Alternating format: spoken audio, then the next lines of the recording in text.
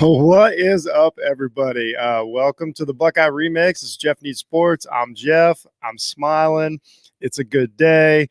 Once again, if this is your first time checking me out, I really appreciate it. Really appreciate you giving me the chance.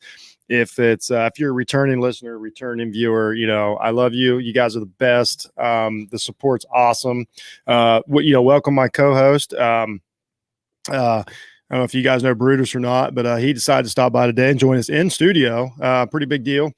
So, hey, let's get right to it, guys. This is this is the Buckeye Remix. It's a show all about talking about what we just saw in Ohio State football. And my gosh, what did we what did we just see last night? I'm still a bit stunned. And I say that in the nicest way.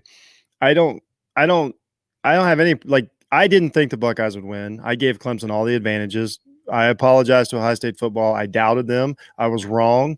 They played possibly, we'll get into it, but they played maybe the best game that I've ever seen them play. And I know it sounds like hyperbole, but we'll talk about it. But even if you thought they were going to win and you were convinced they were going to win, nobody saw the complete devastation that happened. To put it in perspective, we saw what LSU did last year and the greatest team in history of college football, and we saw what they did in the championship game to Clemson and a really good Clemson team. Ohio State beat Clemson worse than LSU beat Clemson in the national championship game. That's how devastating they beat them. They beat Clemson worse than Alabama beat Notre Dame yesterday. We'll talk a little bit about that. Just a thorough, let's just get into knee jerks. Let's just do knee jerks here. Because there's a million, there's a million knee jerks in this game. So, I'm going to bring up the overview here. If you guys are listening, let me change some rounds here. I apologize. I got to, take off this overlay. I apologize, guys. There we go. So, let's not do that. Yeah, we have to. Okay. Yeah. You know what? We're not going to do that. I got the wrong overlay. How about this? There you go. How you guys feeling about that? So, and then, I know I'm doing the editing. Yeah, I'm excited. Won't lie. What a big night. You know what I mean? There we go. That's what I wanted. So here we go. It's 49-28. Buckeyes beat Clemson in the Sugar Bowl, college football, playoff semifinal. Just amazing. Yeah, everybody's a little excited today. Yeah, he's definitely Steven from Breaking the Game, has been on the Fields bandwagon, never jumped off. Yeah, you're right. So we'll talk about Fields here in a minute. There's so much to talk about here. But knee jerks, 49-28, but it was 35. It was 35 to 14 and a half, guys. There's no possible way anybody thought that was going to happen. My knee jerk was the first thing that jumped out was how this was a completely different team than we've saw all season.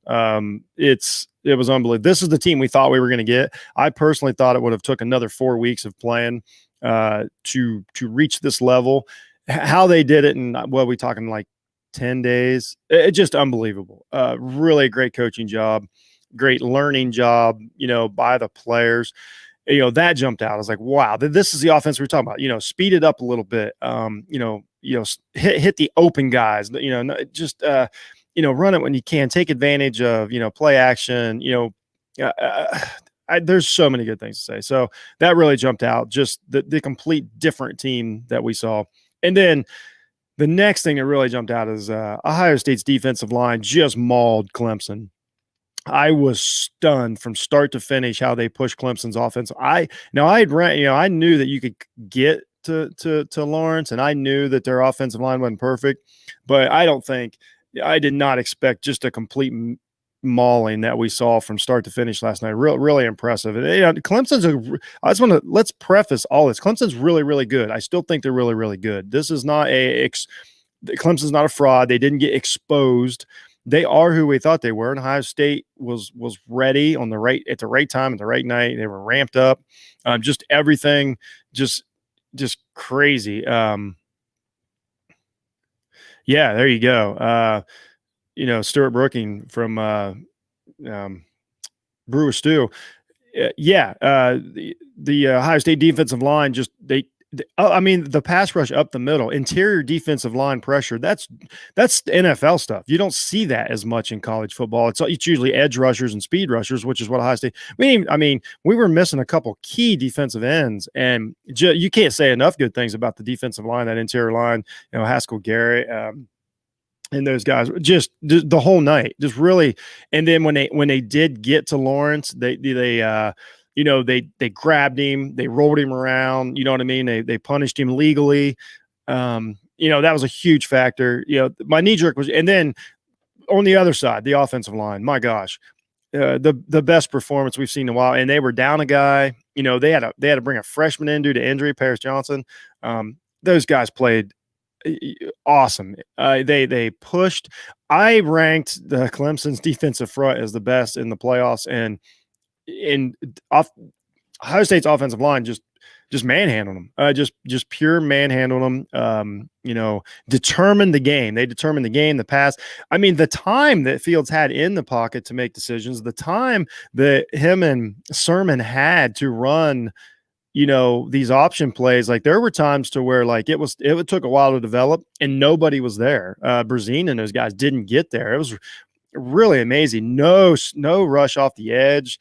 They picked up the blitzes really well, which was huge. That's huge against Clemson. Just knee jerk was the physicality of it. They couldn't cover our receivers. Once again, this is last night. I already said Clemson's a good team, but this is the truth of what we saw last night. We can look at some of the stats here. It's up there.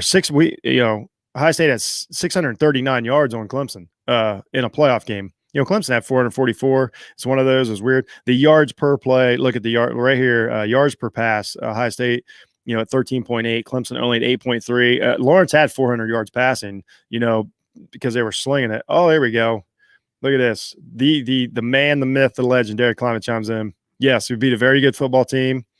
Clicking on all. Yeah, everything was clicking, man. It was. Derek is not only one of the biggest, but one of the best Ohio State fans I know. He's rational. He doesn't go too far either way. And he's 100% right. This team, they just put everything together last night.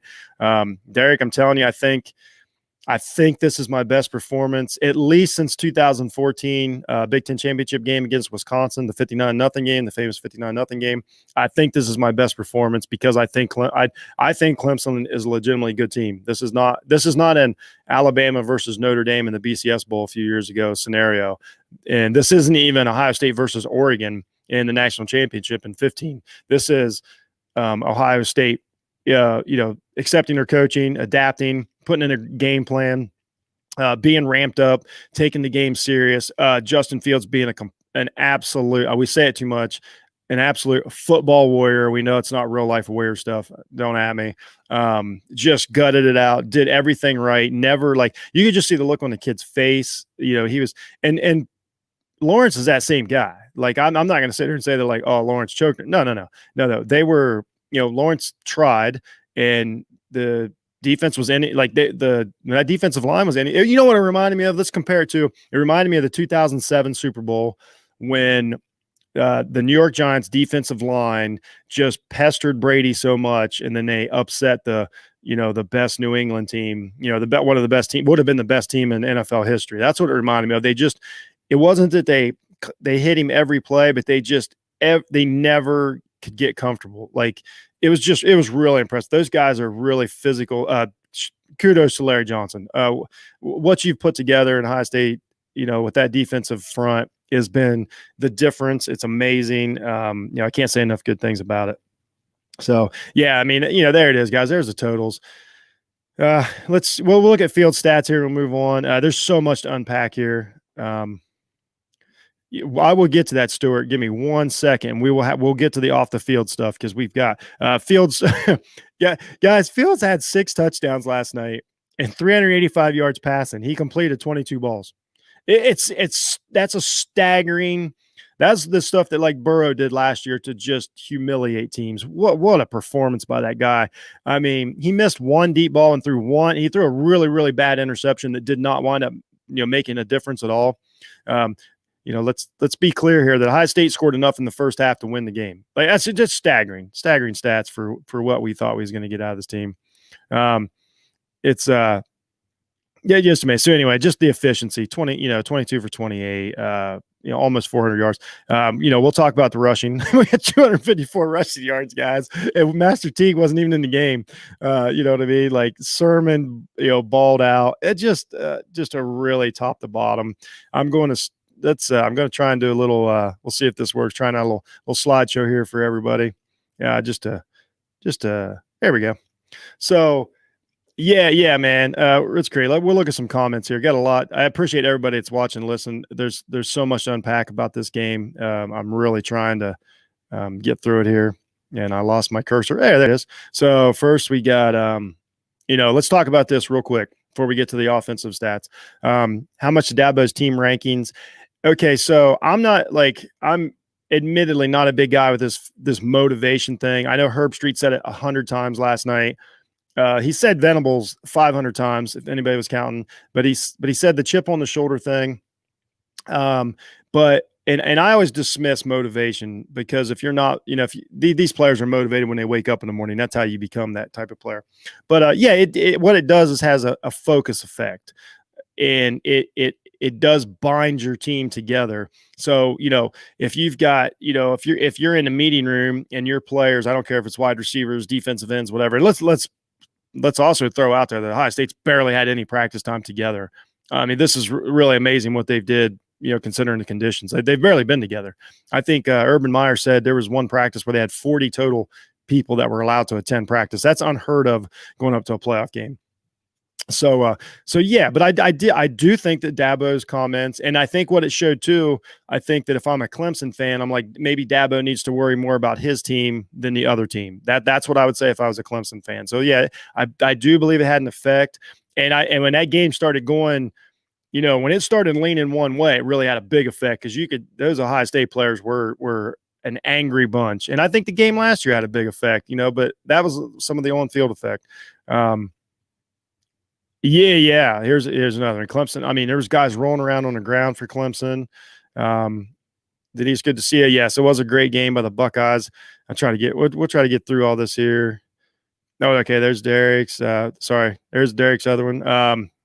Once again, no, it was not lucky. Beat him like a drum. You take out the mistakes. No, it was dominant. Like, here's what I said last night. Guys, and Derek specifically, Derek Climate runs a great group message board that we're all on for the Buckeyes. That's what I said last night. If you reverse this game, like they're talking about, don't ever let Ohio State in the playoffs again. That this kind of performance, if you just reverse the team names. So I don't think we just let Clemson off the hook. If it's Notre Dame, if this happens to Notre Dame or Ohio State, it's a big deal. It's a nationwide narrative. Everybody's going to take and run with it. So no, I don't. Now, I personally think that Clemson's going to be fine and they'll probably be in the playoffs next year. And I think they're a good team. And I give Ohio State credit for just being perfect on, that night. But the narrative is if this would have happened to Ohio State or Notre Dame yesterday, it would be told you they shouldn't be there. You're talking about a team that a lot of people didn't even think should be in the playoff. And then they destroy, who a lot of people thought would win it. That's a big deal. So yeah, if this happens the other way, this is not pretty conversation. So yeah, Buckeyes get full credit for overcoming the pressure, showing up. It's all the players and coaching staff. This is all on that team. Just unbelievably impressive. Yeah. Oh yeah, absolutely. I touched on that last year's loss. Well, and I think a lot of that was tangible in last year's loss because when you look at the tape or the film, I call it the tape because I'm old. When you look at it, this is the same Clemson team. So Ryan Day's had a year to look, and if you take last year, I mean, I think even Clemson fans will tell you Clemson deserved to win the game last year. I'm just like my friend Josh Gilstrap, Clemson fan. I work with him on the podcast.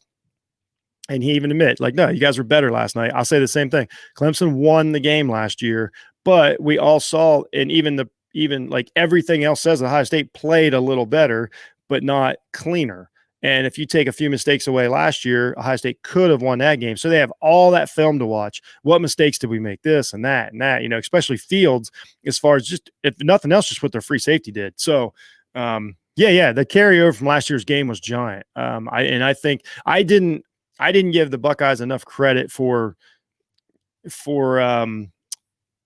that game being in the back of their head that it was. They showed Fields in the practice facility. They had to score up on the, all the time. They had a Fiesta Bowl score up on the wall, like 24 hours a day for these guys. So it meant a lot, and it absolutely had a factor. And I think it had a tangible factor too. Okay, here we go. Let's talk about the targeting call. So here's what happened. Everybody saw it. Hold on here. I'm sorry. My slideshow's not working. I apologize, guys. Let me hit play here. There we go. So now we feel better. So yeah, the targeting call. No, let me adjust this. It's going too fast. Hey, you guys are seeing this seeing it as it goes, man. Here we go. Let's do this. Okay. So the targeting call. So here's what happens. Fields breaks away. I believe it was third down. So he takes off up the middle, but instead of say what you would normally do to where a quarterback may slide, we're talking the playoffs here. So Fields trying to get the extra yard. And famously, Fields always tries to kind of make himself slim. It's just his running style. So he kind of just goes to one side and kind of tries to make himself, narrow. And when he does, Stauskas comes up, puts his helmet down, hits him right in the rib cage, right in the kidneys. I mean, blasting. Well, Fields goes down and he's hurt. He's in pain. He's rolling around on the ground. And here's what I'll say about the targeting call. By the letter of the rule, everybody says that is a targeting call. Here's what I'll say. I totally understand. Anybody doesn't agree with it, hated it, whatever. Two things I'll say about it. After last year's targeting call and Sean Wade, as far as Clemson, I'm sorry. I don't give a shit. You know what I mean? Last year I was told, hey, it happens, whatever. It was letter of the rule. They threw Wade out. The game changed. Same thing happened. And I will agree that if it happened to Ohio State, I would absolutely say it's BS. What happened was when a quarterback gets hit hard and it looks awkward at all, and he gets hurt, which, Lawrence does this all the time. When he takes a hit, he rolls around like a soccer player and gives them time to look at the play. I promise you, if you watch him, he does it. Most quarterbacks do, but I'm just saying, the other quarterback does this all the time. So when a quarterback's rolling around on the field and he's hurt, they're going to go look at the tape.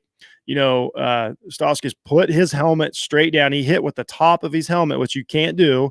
If you look at the letter of the rule, they can throw the targeting. And that's what I say. As a fan, I did not, when it initially happened, I did not even faze me. It didn't bother me. They threw him out. I don't care. I do this show as an Ohio State fan, not just an analyst. It happened. They did it. The refs did it. So as far as fair refs, I thought it was a pretty well called game last night. I don't think anybody got screwed either way. I thought they let them play enough. I thought it was a clean game on both sides. I don't think either team, you're always going to have holding penalties here and grabs there and all that. I thought it was a pretty well called game, and I thought it was enjoyable to watch for people, even outside of the two fan bases. Yeah, for sure.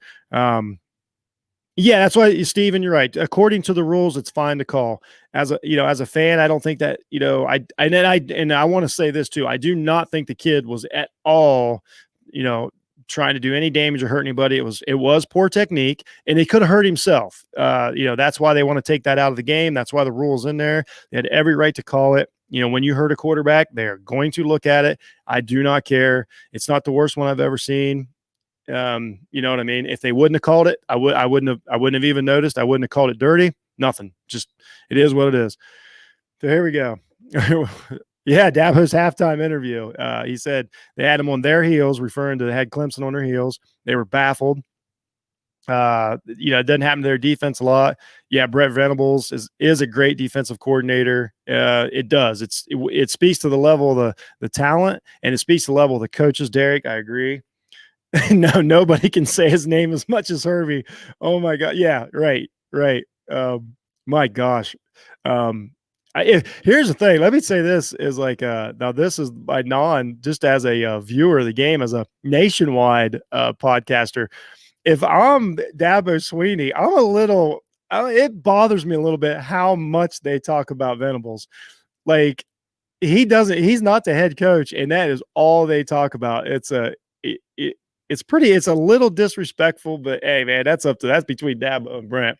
No, he's a, and you know what? I don't know the story behind this. I do think there's something to the, how Ohio State sped up their offense, and then they, even Fields said it, like they insinuated how Clemson, they think teams accuse Clemson of stealing signals, and that's how they set up their defenses and stuff. I don't know. Like, I think this is a story, but I want to know more about it because, Day did call that game, or Kevin Wilson and Day did call that game completely different.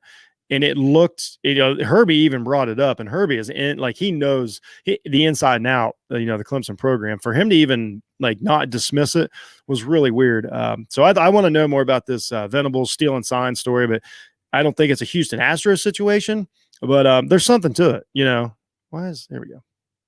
Sorry guys, my slides weren't playing. So yeah, no. Clemson has a good defense. They Olave is great. Wilson, great. Their wide receiving core. Oh yeah, I'm sorry. Somebody brought this up. Let's get back to this. I apologize. Somebody brought up the tight ends. Let's see here. It was probably Derek. Thoughts on targeting rest. Maybe it's Stewart. Anyway, somebody brought up the use of the tight ends. Finally, you guys hear me on the show every week. I'm like, man, can we use somebody else? No, use the tight ends perfectly. Finally, because that's what this is. This is what Clemson does. The way they move and blitz, and they do leave lanes open in the middle of the field, and they leave one-on-one coverage on tight ends and stuff. And if they get to the quarterback, it works. And I thought Day and Fields did a great job of exposing that last night, using their tight ends properly. The throwback touchdown, the one over the one's inexplicable. The one that just like stuck to dude's shoulder pad. What an amazing, great throw. But man, that's just one of those, like, you need that to go right to win this game like they did. And they got it. But the one at the end of the first half was an amazing, huge back-breaking touchdown. They took advantage of the matchups, and we've talked about it all year. Like this, we thought it was available. And when I say all year, we only played 6 games. Believe me, that was brought up enough, wasn't it? So yeah. Yeah, there we go. Yeah. Yeah, absolutely. Really good tight end core. Can't say enough about how good the tight ends and receiving group blocked downfield too and helped their other Jackson Smith Enigma, really good football player. That guy works like he had a couple of receptions last night, but he works so hard the whole game. That guy's a really, really good football player. Big help last night. Tight ends played great, and Fields' ball placement, just amazing. Him to come back in, he throws that touchdown, with the ribs and that, none of that was fake, man. That was legit. Like, that dude was hurting. Like, if there's no reason for him to fake being hurt, getting on the exercise bike. Like, he was, he's stoved up, to say the least. I'd say he's got a bruised kidney or something, but let's hope so. But oh yeah, tight ends just played great last night. The H backs, it was a team effort. Like, this is the offense that we thought we had, for forever. So just wonderful, wonderful game. So, I kind of touched on some. We touched on the offense. Olave is a problem. Fields played the best. I think I'll say this: Fields played the best game by a quarterback in college football this year. I don't care. He really did. Like, and I'm factoring in the state. I know Mac Jones had some better statistical games, but to go, 22 completions. He had the one bad interception, but he was the difference. He ran the ball when he needed to. He played hurt. He kept these cool, and he placed the ball perfectly on a defense. Like, there was small windows. I mean, that defense attacks. Justin Fields played the best game we saw for college quarterback so far. Whoever wins the national championship is probably going to be the next one. But without a doubt, you put everything together, just unbelievable. Unbelievable performance by Fields. The receivers, offensive line, we talked about it, mauled everybody. Sermon, what a great 2-game run. And does he not look exactly like Zeke Elliott running that ball? Like, any Buckeye fan had to think the same thing. Yeah. Oh, we'll get the defense here real quick, Stuart. Yeah, we'll talk about the defense here in a second. I'm just can't say enough praise about the offense. Perfect game. They played perfect. I did not think. I mean, Sermon was the more physical player. Like he literally pushed the. You can see right there in the picture. He literally pushed the defense around. It just impressive physical performance. This team was physically ready. Okay, so here we go. Let's we get to a couple here. Let's get to Stewart's real quick. Thoughts on Shaun Wade being called overrated? I've said it all year. Shaun Wade is overrated at that position. He played good. He actually played really good last night. And what helped last night is amazing how much better Shaun Wade is when the defensive line speeds up the passing game. He looks a lot better. So I thought that that really helped Shaun Wade if we're talking about NFL future. That when the pass rush got there and there wasn't time for when there wasn't time for wide receivers to alter their routes and break them off and break downfield, like say Indiana and stuff, Shaun Wade looked like a much better cornerback. His technique's still not great yet. He's young. I still think that he's a slot corner. I don't think he's a shutdown outside corner, but he's a tough kid. He's a fighter. He's physical. He's got really good instincts. He's fearless. There's a lot of good things. So I guess when we're talking about overrated, if we're strictly talking about where I don't know what he would be rated now going into the NFL. So it depends on, but yeah, coming into the season, as far as him being a first round cornerback, no, he's not. But that's fine. A lot of guys aren't, but he held his own last night. He really did. And let's say this we'll kind of move on to defense here. They did a great job tackling last night. Stewart asked me yesterday what I thought the keys of the game were, and I was tackle. You could not give up the yards after the carry. Oh, real quick defense. They held, they held the running game to like 40 some yards. They held Lawrence and Etienne to 40 some rushing yards. I think Etienne had a total like 44. We're talking about a breakaway back. I don't know if Clemson fans are having the conversation about where that team, are they looking at, we saw, they kind of reminded me of, I hate to bring up bad memory, but the 2006 Buckeyes team, with every player almost felt like they had a foot in the NFL and the greatest team ever. And they just had to get through Florida. That had a little of a feel of that last night. And I don't know if that's true. I don't know if Lawrence and Travis Etienne were not totally focused or whatever. Yeah, you're right, Stephen. I was stunned. I know a lot of it was us. We tackled Travis Etienne, but I don't want to accuse anybody of it. I'm saying he didn't look like he wanted to fight, and I might be wrong. He might have done his best, and we were just that good. I don't know, but it didn't look like the guy that I thought it was going to look like. Let's talk to Mr. Kleiman. Can the Alabama D slow us down? No, Matt. So here, well, you know what? Do we want to? Yeah, we'll talk about this since Derek, was nice enough to ask. Do I think the Alabama D can slow us down?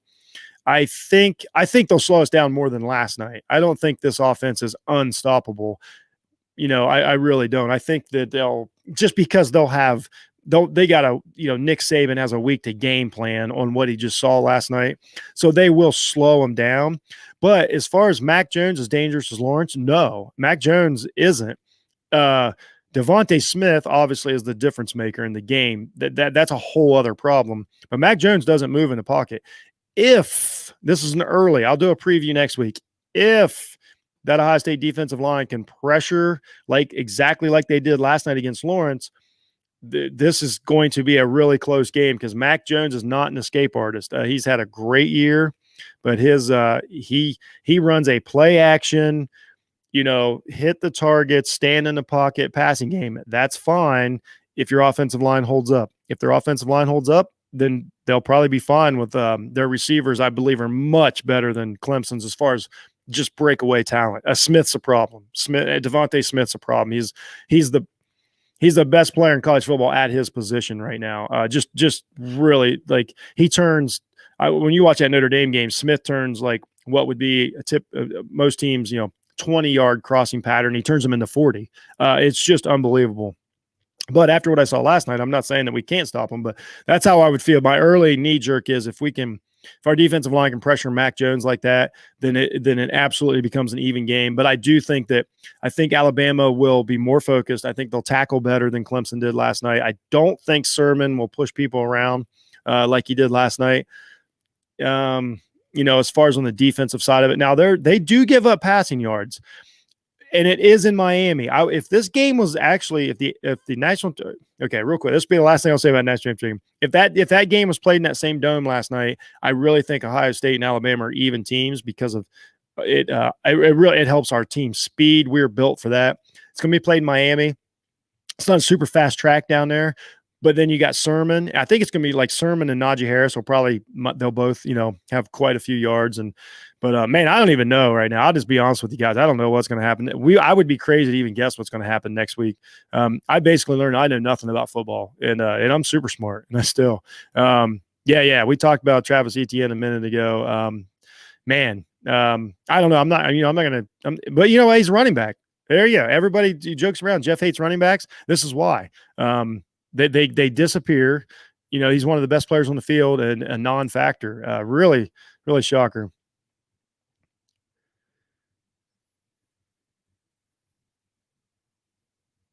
Yeah. There you go. I think we're talking about Shaun Wade here.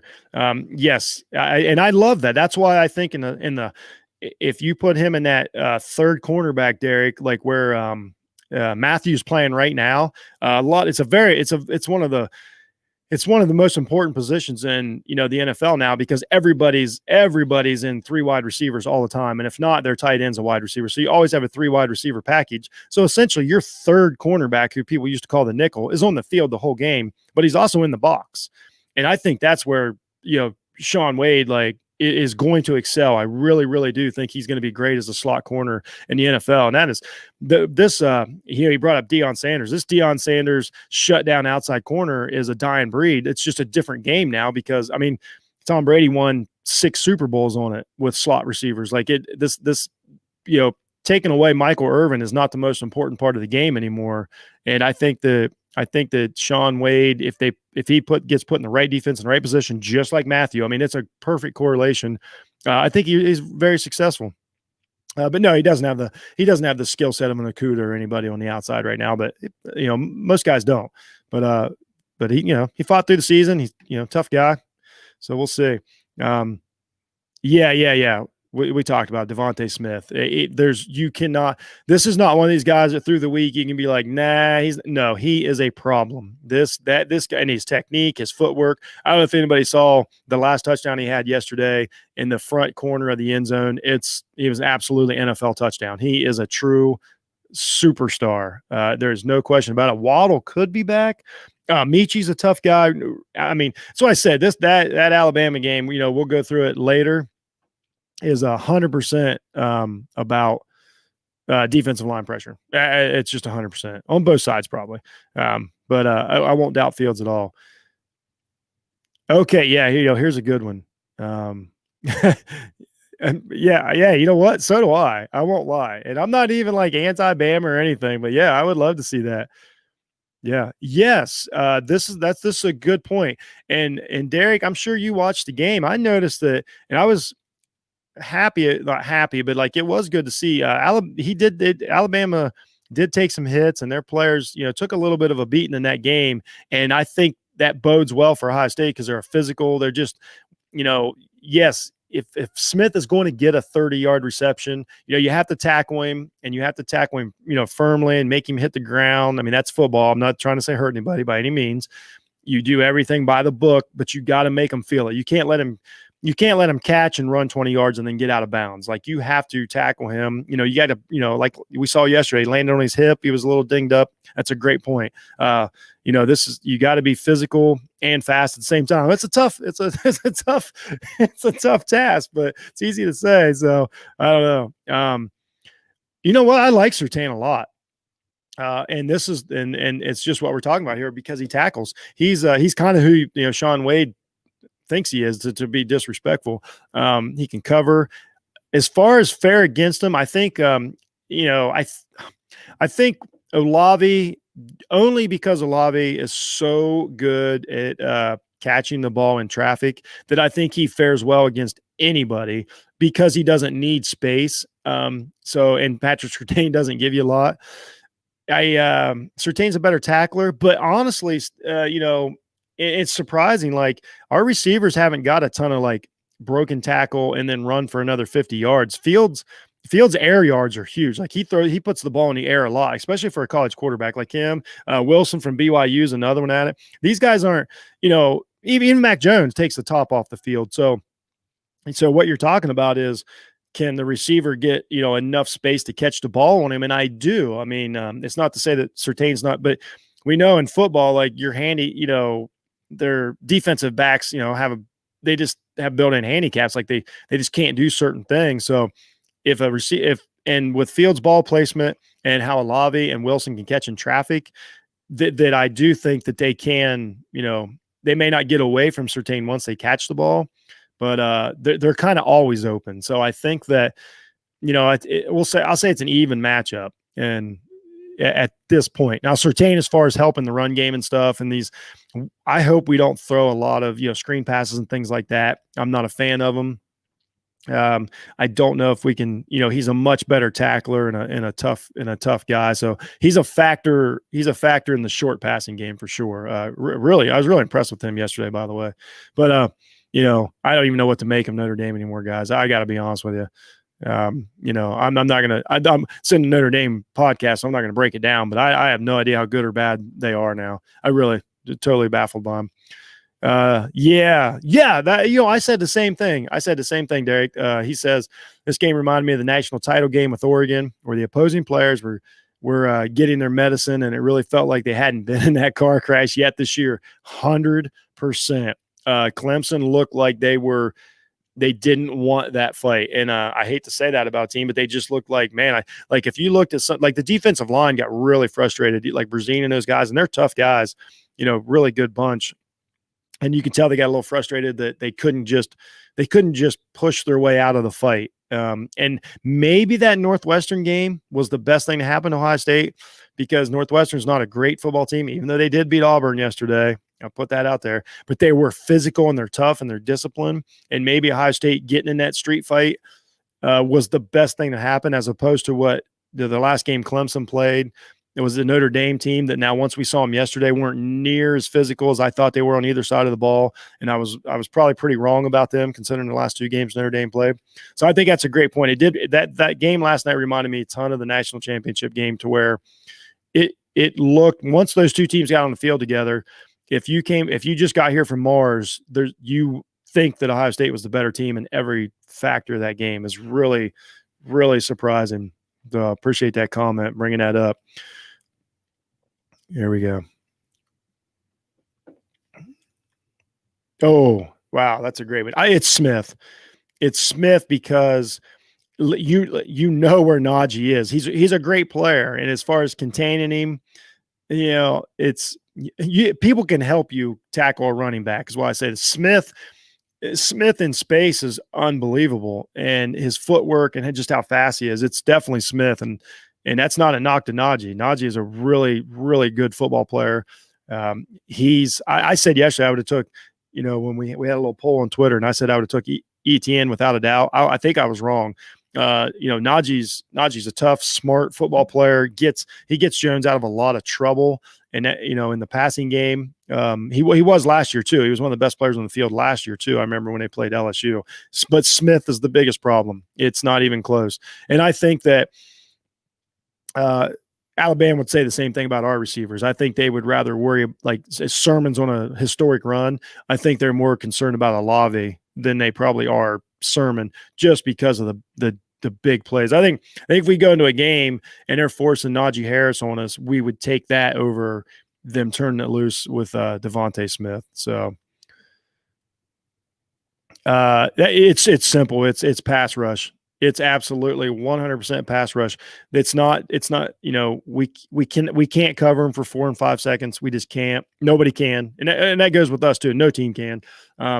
We don't disguise. Our safeties aren't good enough to disguise. There was still some safety issues last night. It did not come up. Proctor took some bad angles and things like that. Our safeties aren't good enough to disguise coverages and recognize stuff. Or they're not trained enough. I shouldn't say they're not good enough. They're good enough. That's not what they do. It's our linebackers aren't great in coverage. That's a huge, issue as far as these crossing routes. Alabama loves these crossing routes, and they get guys in motion, and They bring Smith. It's so to slow down the passing game, you have to tackle when they catch the ball because they're going to catch the ball. That's no doubt about it. And you just have to get pass rush. You have to get the clock in Mac Jones' head to 3 seconds or under, or you're probably gonna lose. But that goes. They would say the same thing about Justin Fields. If I was giving you the scouting report on Justin Fields, I'd say, well, you got to push him out of the pocket. You got to get that clock sped up. And I think the passing game is about making him throw it, like just shortening the routes. Don't let Devontae Smith, finish the double moves, and don't let him, turn a hook route into a go route. And that's just talking about Smith because I know Michi's out there. I don't know who the receiver is going to be, whether it's Waddle or whoever. They got some good tight ends. So you got to speed it up. You can't let Mac Jones go through progressions because there's a lot of times where he comes to the backside and there's a guy streaking down, the sidelines, and he's got a cannon, and then there you go. You got a 50-yard touchdown. You have to. The defense. It's all the defensive line. It's on one, and that's every game. I mean, almost in the history, like modern football, I think you could say that about every game. So we touched on the defense, great tackling. They kept everybody in front of him. They didn't give a ton of yards after catch. They pressured and they tackled Lawrence, and they really made him uncomfortable. I mean, physically too. Like he was a little, like Derek said, he reminded me of when we played that national title game, and they just looked at it, got to the point where they didn't really want it anymore. And it's just the truth. So, but yeah, so let's talk about coaching. Great job by the coaching staff. Got this team together that looked like they didn't know what their plan was or what they were going to do in that Northwestern game, and they basically just relied on their better play, just talent, fed Sermon. But I promise I don't look as bad as this light's making me look. But it has been a rough weekend. So, yeah, great job of getting the team together, getting them motivated, getting them on the same page. Larry Johnson, your defensive line is awesome. Hartline, your receivers, you're the best receiver coach in America, probably. I believe if you're on the sideline, Kirk Herbstreit may say Hartline as much as he says Venables. Defense, you just played great. So the coaching that the Ohio State staff did before the game was really important, and it worked. And credit to Day, man. Like he runs the ship like a CEO. He says the right things. I like his demeanor. Some people like the Dabo, good old boy thing. That's fine. You know what I mean? That's your thing. I like Day's kind of more smug East Coast. Takes little shots here and there. And by the way, I don't know if anybody caught this. I was watching the Big Ten post game last night, Big Ten Network post game last night, trying to get information, and they're talking to Urban Meyer. Man, I don't think he's a fan of Dabo Swinney, or at least his techniques this week, because that he's an analyst now, and they asked him about the comments Dabo and ranking Ohio State 11th. That was a big conversation. I didn't care because I don't care about words, but Dabo's Dabo, and Urban Meyer said, well, it is a problem. He's like, when you have two even teams, the more he said, the more prepared team's going to win. And that, like, as head coach speak, that is a shot across the bow, man. Like, just the way he said things, and like, he kind of scoffed at the ranked 11 thing. I was surprised. That was pretty funny that Meyer kind of, I don't know, let some personality come out a little bit there. It's pretty funny, but once again, I'm not killing Dabo. He's got an NFL program down there. He's going to be in the playoffs next year. So he's got one of the best quarterbacks in America next. So it's fine. Yeah. This is the biggest, Stuart Brookings says, this is the biggest game of Day's career. How do you think he handles it? I have no reason to think he won't handle it fine. I think this guy is – I think he's got an NFL mentality in a good way, as far as like it's on to the next game. I don't think he got as caught up in that Dabo stuff as people think. I think he's a coach. I think he does a lot of coaching, like a lot of preparedness. I think he does. I like the way that he interacts with Fields. You know what I mean? Like they've got that relationship. I think he does a lot of preparedness. That's just because this team, when they come back, they look better on the field. It's not just all rah and chest bumping on the sidelines. It's real coaching that he does. He's had some worst games this year. He burned an early timeout again on the first, offensive drive again, yesterday. Things like that aren't great. But I think that he's like, man, that was awesome. I think he seems to allow himself to enjoy it, but also move on at the same time. Like we've seen great coaches do. And once again, like we're talking about Dabo and Saban and all these guys, that's what they do. They're great coaches. They know how to handle victories too. So where I think Brian Kelly might have some issues with that right now. Like if I'm a Notre Dame fan, that's one of the things I would say, that he gets a little caught up in things. As good as that team played this year, I think that can be a fault of, his emotion and stuff.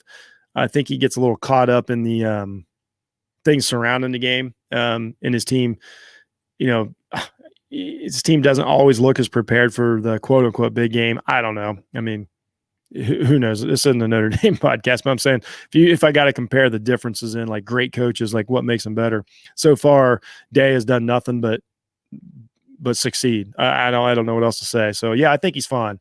I think he's he's probably already got guys looking at Alabama tape. I'm sure he's in the film room today. I'm sure he's going over stuff. The main thing of him is keeping his players focused and keeping them, healthy. And let's be honest. COVID could still wreak havoc on, any of these football games. We want everybody to be healthy, and, we want them on the field. So, that's an extra one. But he's apparently one of the best Zoom coaches in the history of football, because he's done a lot of it this year, and his team got better and better. So, good for Ryan Day, man. It's a good day for him. I was ready to give him some heat. If you'd asked me halfway through the Cincinnati game yesterday, I would have been like, there's trouble. Fickle's going to be a coach in 2 years and all this, Ohio State's going to get black. No, I was completely wrong.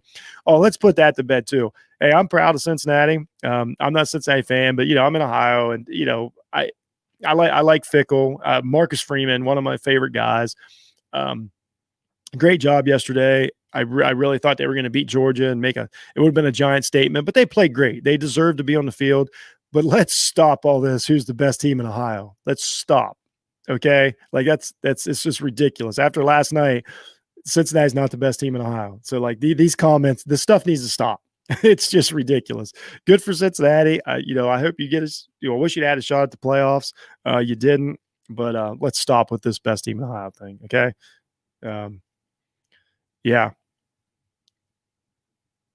Oh yeah, it's definitely Day. Yeah, it's definitely Day's biggest game. But that's what I said. What I liked about Day is he fixed coaching problems this year when he had a chance, and that says a lot about a coach. He fixed so many things that they did wrong in the Clemson game last year. They had that game last year. We all know that, and they got a little bit out coached, and a little bit out, combination outplayed. Some things didn't go the right way, and the next thing you know. Yes, Fields showed up. How you doing, Scott? Yes, and I did. As Scott, I had a couple fingers of bourbon 30 to celebrate that game last night. You'd be proud of me. Pretty good stuff out of I think it's Versailles, maybe Kentucky. I'm not sure. Anyway, yeah, Fields. I hope he's fine. I hope he's healthy for the championship game. What a great game by Fields. Just unbelievable. Yeah, I don't know many good things to say about him. And okay, so let's talk about this real quick. Steven brought this up. You guys might want to tune in next week to Stewart's podcast, Morning Brew with Stu. We're going to talk about some quarterbacks and things like that. So for this whole season's been about Fields falling as far as like how good is he? Is he not clearly everybody has Lawrence, number one quarterback. Fields was clearly number two going into the season, no problem. That's just the way it was, 1 and 2. And then Fields really, had some bad games. He had the Indiana game, which everybody held on him, which he looked better in that game than people think. But I understand the stats and the, and everything. So then he plays Northwestern game. It was terrible. I think that was his worst game as a Buckeye. And everybody's like, wow, does he need to stay? Is Wilson better out at BYU? Man, is Trey Lance better, who played one exhibition game this year, is moving over Fields because Fields is actually playing. This is the crazy stuff that happens, but it was real talk. Fields was showing some. No. By the end of the first half last night, Justin Fields is absolutely absolutely number two. And guys are going to start having the conversation if he has another game, anything like this. People are going to start having a conversation on whether you take Fields or Lawrence. I'm just telling you, they're going to have a conversation. I have to look at a lot of tape and stuff to decide that. Fields is without a doubt the number two quarterback. The draft stock is fine. He did everything last night you'd want to see out of a quarterback. He did some things. Here's what he did. He played the other guy on the same field on the biggest stage and looked 10 times better. So that's what I'll say about what Fields did last night. One of the best performances in college football history. It just was. There's no two ways about it. Oh, wow. Breaking news. Steve Sarkisian took the Texas head coaching job. Is that real? Is that real, Steven? Are you messing with me? That's crazy. So, yeah. Oh, yeah. Okay. So here we go, guys. We got to get to the report card and get out of here. This is so much fun. I'll do an Alabama national championship preview next week. We talked about it a little. I thank Derek and Stuart and Steven, for great questions, for really helping out. So now we're going to go to, it's one of my favorite parts of the show. Huh. So there you go. Steve Sarkisian going to Texas. No, and then you got to start talking about the distraction thing, huh, Steven? Nah, it'll be fun. We'll do it on another show. I don't necessarily know that I think Sarkisian is an absolute lock as a head coach. I think, I don't know. I don't know if just going to coach for a really good team automatically makes you the best head coach candidate. We'll see. People like him. I don't really care, I guess. I'll just put it that way. I don't care what Steve Sarkisian does. I'm just looking for the overlay here, guys. You give me some patience. All right. My favorite part of the show. Boop, the report card. Easy one this week, guys. Easy one. Yeah, you guys know how hard I am on the Buckeyes every week. Yeah, Scott. LSU defense played the best every phase of the game they did. They played the best game they have in probably 6 or 7 years. And if we're being honest, just crazy. And one last comment about Texas. Texas is back. Yeah. Hey, they might be, man. I don't know. Let's say, okay, before we get to the report card, let's just touch on that real quick. So if you're Texas, you took Herman because you wanted to look like the 2014 Buckeyes and run that offense. Failed. We'll say it was a fail. It's a failure. They're just an all right team. So now you take Sarkisian. So now what you're going to do is you're going to go the opposite and you're going to run that offense because that's why you're getting him there for the offense. Not that it's not good, but if you don't have, like, I worry about those offenses that are built to have great players. I don't know that, I don't know. I don't know if that offense necessarily you just take it. I don't know if it just travels somewhere and all of a sudden you're as good as Alabama. I don't know. I want a head coach. I want a recruiter. Like what you need now is a recruiter. And Texas got plenty of talent down there. And maybe Sarkisian is. I don't know. Maybe he's recruited these kids to Alabama, and that's the reason. Sometimes that is. They said that about Tom Herman too. It wasn't there. So, but that's all I'll say. I don't, I'm not a fan of hiring just because they're great coordinators. I've talked about that a lot. It usually fails, but yeah, good luck, man. I got nothing against Texas. So here we go. Report card. Pretty easy this week, guys. Quarterback, A+. One of the best games we've ever saw a quarterback play. That's the truth. You can look up any game you want. We judge quarterbacks by the biggest stage. We judge them by their opponents. One of the best we've ever seen. Justin Fields, you're amazing. Wide receivers, A+. I mean, come on. We can't talk about how good the Clemson defense is and Brent Venables this and Brent Venables that and, the physicality and all this and then not acknowledge that, the Ohio State receivers were open. I mean, they're catching deep balls, they're catching short balls. They block downfield really well. Absolute great game by the Ohio State wide receivers, A+. Running back, A+. Come on, man. How would it not be? Sermon did everything he had to do. Like he got tough yards. Man, there was times where they almost fumbled a couple. He didn't panic. And he got stronger as the game went on. He was pushing guys around. I don't even mind the face mask he got because he was just basically embarrassing the dude. Like, no. Sermon played a great game. A plus to running backs. Offensive line, this is a legitimate A plus, man. You negated a really good Clemson defensive line. You pushed him around and manhandled him in a running game. You protected Fields when he really, really, really, really needed it after he was hurt.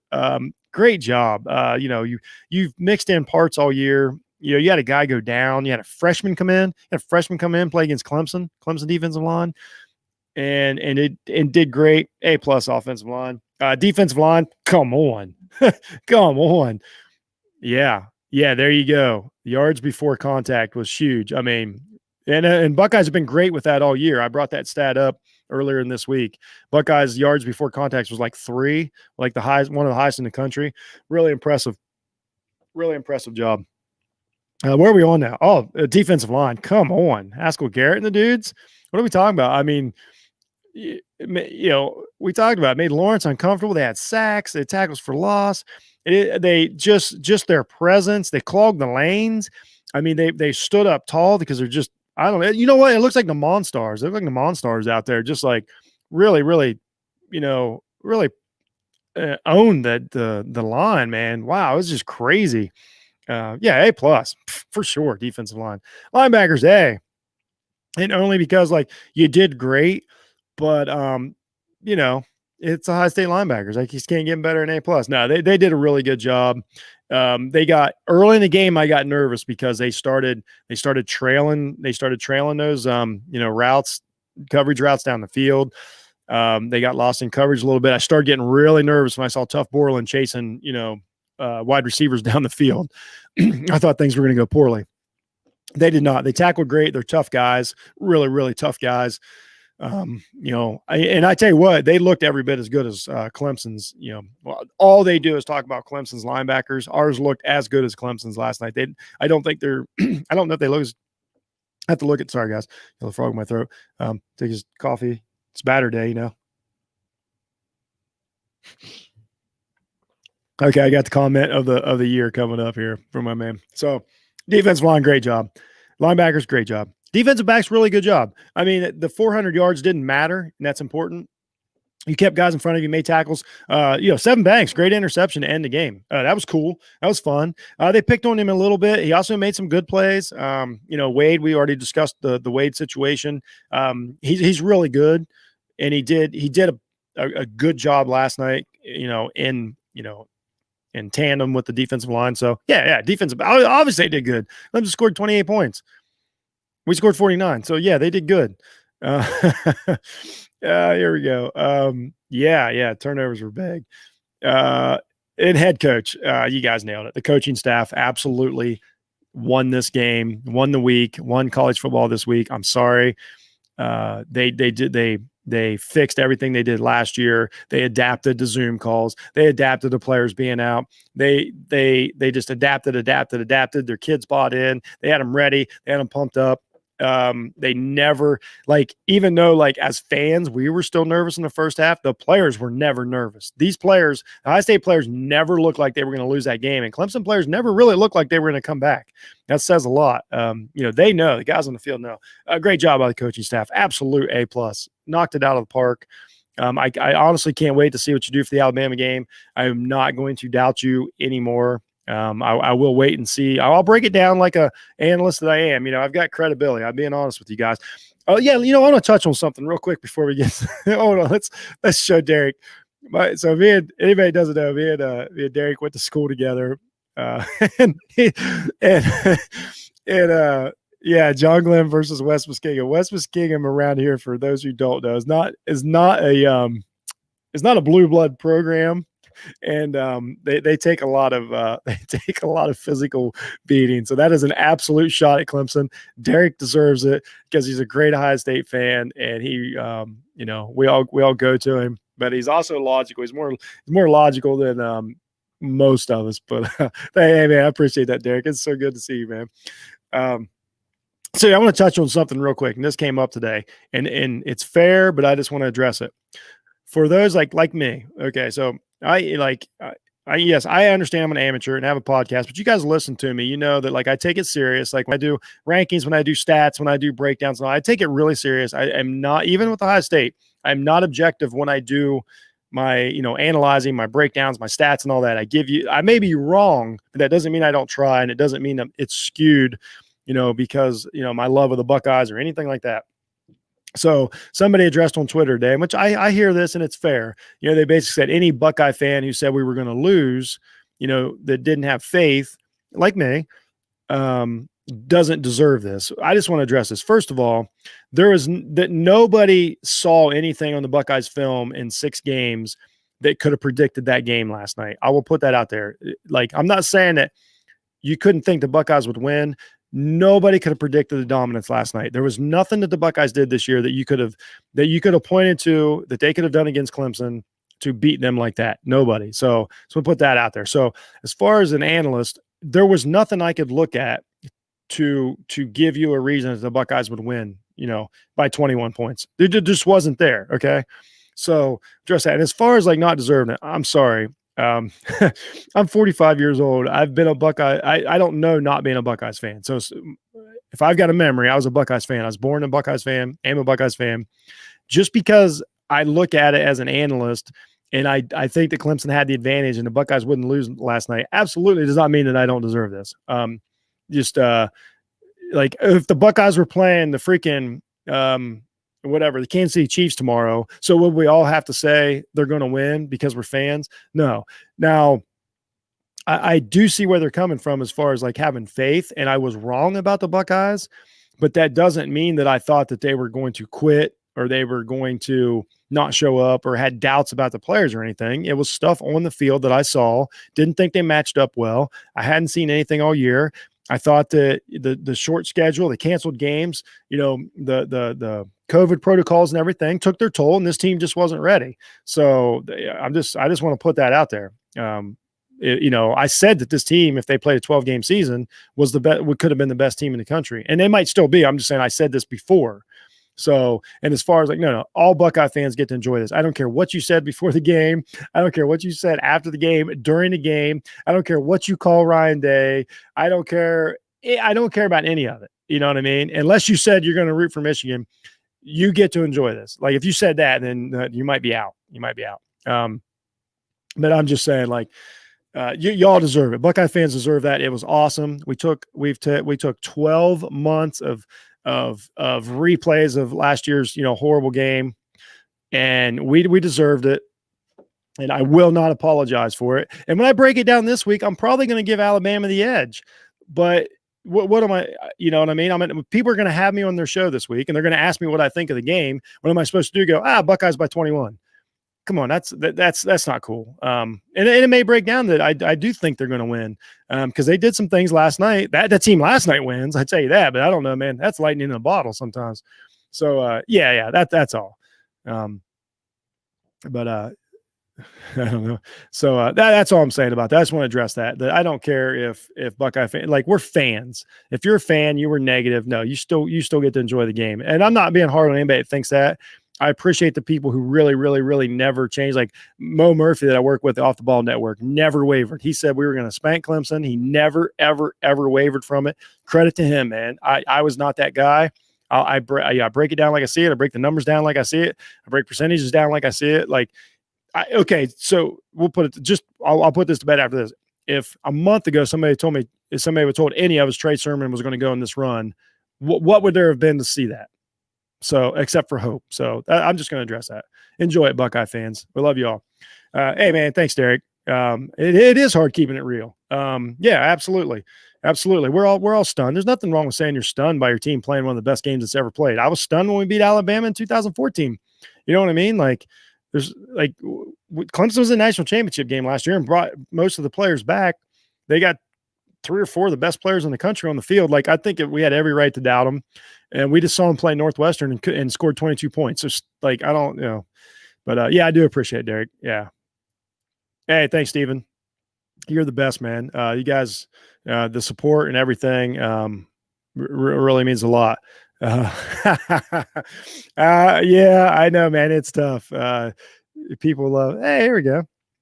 That's Josh Gilstrap, Clemson fan. And I want to say that's the guy I'm talking about.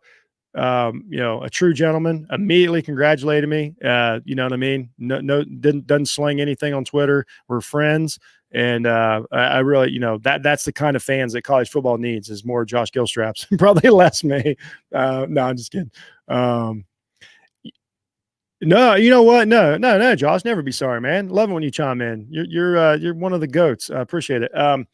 Here's what we said about it, Josh, is like, I think Fields is clearly number 2 now. I think as of now, Lawrence is number 1, but I think that everybody has to go start looking at game tape. And I think last night, what I said, go over it again. Last night, Fields and Lawrence played in the same game, and Fields completely outplayed him. But that's one game in college football that may not translate into mechanics and things like that they'll break down. But what I did say is they got to start having the conversation. The conversation is going to be had now. NFL, like if you're the Jaguars, the conversation's got to be had. I personally think that Fields is a better fit for the Jaguars just because of I just feel that. But that doesn't mean I think he's better than Lawrence. But that doesn't mean I think he's worse now. But yeah, I think everybody has to go look at the game film on Lawrence and Fields, and depending on what happens this week, start making some serious, start thinking. And I tell you what, they both looked way better than as far as talent level. I think they both blew away Mac Jones yesterday. And even in the loss, I don't think that Mac Jones looks like he's on the same field as them. So, yeah, guys, that's it, man. What a great show. Scott, Steven, Derek, Josh, I said it, Josh, you might not have heard me, man. I already said it. Clemson is a great team. That's why the victory means so much to us. And you guys got a great quarterback, and we'll probably see each other in the playoffs again next year. I really believe that Clemson's fine. This is not a Clemson bashing show. I think Dabo does have some questions to answer, but that's up to y'all. Maybe Josh, you can do the Clemson show and you can get on Dabo. This is not my show, but anyway, so great show. Once again, Steven, Derek, Josh, I know it's been all over the place, guys, but this is so much fun. Scott Minton, thanks for chiming in. You're doing a great job with Bourbon Barrel over there. Steven from Breaking the Game. Derek, you're just a goat, plain and simple. Buckeye Nation, enjoy this. Have fun. I appreciate everybody who interacted and texted. Go check out my Twitter. You can see it right there at jhunt006. I've got a list of other great Buckeye content, Jay Stevens, Shane Larson, those guys over there. Go check out my links to them and get more info. I don't have anybody on there that's just a Buckeye homer. They're all analysts and they all break it down, but they all love the Buckeyes. So yeah, go, interact with us on Twitter, ask us all the questions. I want to any of the questions about the upcoming national championship game you have this week would be great. I'm doing the preview next week. So, I want to know what people think and what questions they have. So, and that's all appreciated. Obviously, if you listen to this audio, please 5-star review. You guys know the deal. It helps so much. Subscribe helps. All that stuff really helps the show. But mostly just you guys listening really helps. I enjoy this. This has been a more fun season. I can't believe I've only got maybe 2 more of these to do. This was more fun than I could ever imagine. When you get to do something you love, and then you have a game like that, and it all comes together, man. It's not even like work. Oh yeah. Brutus says, go Bucks. So that's it. Check out offtheballnetwork.com. Check out Jeff Needs Sports. Ohio State. Yeah, it's good to see you, Chris.